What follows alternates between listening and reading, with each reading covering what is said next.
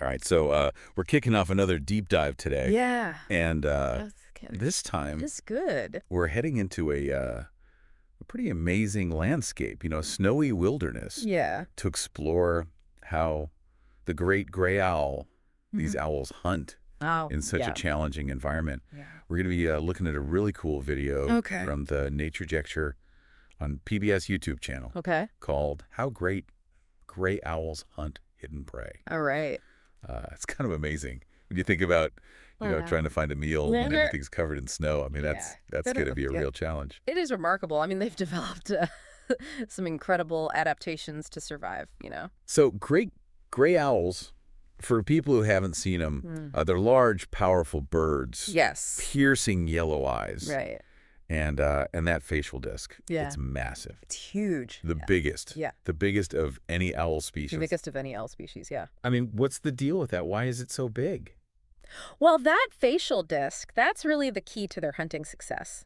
Think of it like a giant satellite dish, but for sound. Wow. The shape of that disc, it funnels sound waves towards the owl's ears, so even like the tiniest rustle under the snow, it becomes much louder to them. So it's like they had this built-in sound amplifier. Yeah, a built-in amplifier. It's pretty remarkable. Okay, that's pretty cool, but Yeah. how do they figure out where the sound's coming from? Especially if it's under the snow.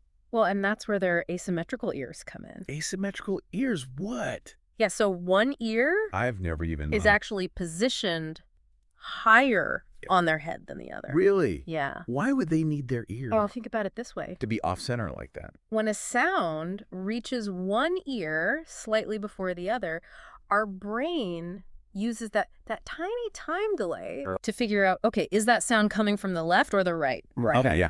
The great gray owl, it takes us to another level. Because of that vertical difference in the ear placement, they can also tell if a sound is coming from higher or lower.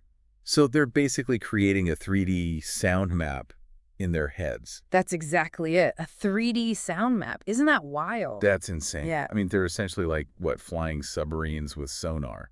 It's true. And the video even mentions that a great gray owl can actually hear a vole's heartbeat through a foot of snow. Through a foot of snow. Wait, hold on. How is that even possible? Well, it really all comes down to the extreme sensitivity of their hearing and how their brain processes sound. Those asymmetrical ears, that large facial disc, they create such a precise auditory picture.